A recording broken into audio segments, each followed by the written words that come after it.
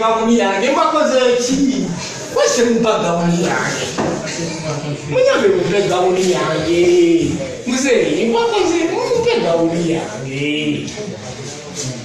Mufukamide ku mavivi. Omusajja wafukamira musajja munde omuwulirizanga.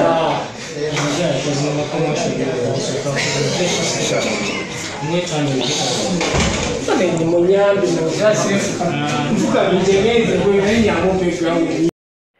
Kale, Tristock YouTube channel kwoli. Ka video kano nkalabidde ddala emirundi egiwera nga nkaplayinga bwe nkaddingana omuvubuka oyo gw'olabira ddala awo mu kafaananyi ako mu kavidiyo ako ankwasiza ekisaŋŋanzi. Abavubuka banene abasinga obungi bakwata essente ezaabwe ze beekuledde nga bavuka, kubanga abavubuka tumanya abasinga obungi mu kusoma ate munnange bazadde si babaweerera, oba oluusi abazadde ne baba nga babaweera wabula baba banaku. Omuvubuka oyo nga bw'owulidde kavidiyo ako yabadde afukamira nga yeegayirira ekiteebezo okuba nti omu ku abo abakulu b'essomero amuyambe amwe gawuni ye.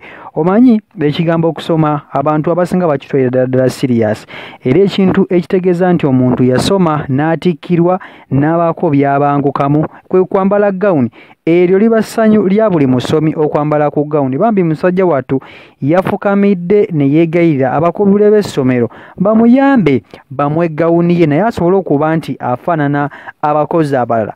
Tetumanyi nsonga lwaki bamumye gawuni eno era lwaki yabadde afukamira saako n'okwetonda bamuyambe bamwe gawuni ye, naye ebiseera ebisinga ensonga nga zino ziba ziva ndowooza ku mabanja ge baba babanjibwa abo abasomi oba okitegeera. So musajja mukulu ono yafukamiridde ddala ku mavivi ge abiri n'annyonnyola omusajja gwe yabadde afukamirira nga amuyita muzeeyi, naye nganze nategeddeko nti oyo omusajja alabika yabadde omukulu w'essomero nga yabadde amumye gawuni ye. Musajja wattu yatuse n'okugamba nti omusajja waafukamirira omanya nti kyasaba akyetaaga mumuyambe mumuwe gawuni ye. Abavubuka abasinga nga bwe nkugambye nti okusoma bakutwala serious, oba okitegeera omwana akwata akasente ke n'akayiriba n'afa okulaba nga akeeteekamu agende asome aleme kuba nti ate alomba. Eyo manye emirimu gy'ennaku zino gyafuka gy'abalondemu gy'abasomi.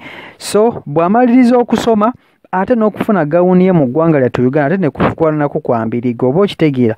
Musajja wattu nga bw'omulaba yabadde agezaako okwegayira omukulu w'essomero amuyambe amuwe gawuni. Kavidiyo kano kankutteko nnyo era nkalabidde ddala ebbanga wenvuddeyo ne ngamba nti kambakole story eno nga nange kennyini enkutteko ng'omuntu. Omusajja oba omuyizi waaviireyo n'agamba nti kafukamire mu maviivi ge nga w'omulaba awo nga yeegayira nga takoze lutalo nabula nga yeegayira bamwe gawuni naye asobole okunyuma ng'abaana abalala ababadde ku ssomero. Oba okitegeera kubanga essanyu ly'omusomi yenna gye buva ne gye bulaga ebeera gawuni, oba okitegeera.